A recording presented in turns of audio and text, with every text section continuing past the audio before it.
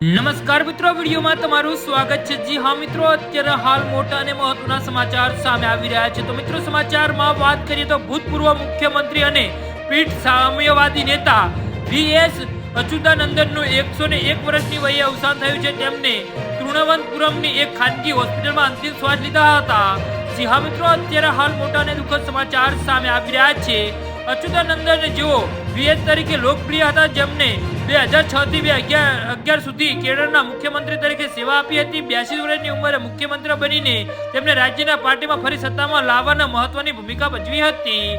જી હા મિત્રો, તેઓ તેમના નિર્ભય શ્વાસ અને આદર્શો પ્રત્યે દૃષ્ટિ માટે જાણીતા હતા। તેમના અંગત સચિવ એચ.જી. શ્રીધરને નાયરે જણાવ્યું હતું કે વી.એસ. ક્યારેક કોઈથી ડરતા ન હતા। મુદ્દા ઉઠાવતી વખતે પાર્ટી લાઇનને પણ ધ્યાનમાં નહોતા લેતા અને 2008માં તેમને પોતાના પુત્ર વી.એ. અરુણ કુમારની નિમણૂક સામેના આરોપોની વિધાનસભા સમિતિ દ્વારા તપાસની જાહેરાત કરીને ઉદાહરણ પૂરું પાડ્યું હતું। જો કે બાદમાં આરોપી મોટા સાબિત થયા હતા।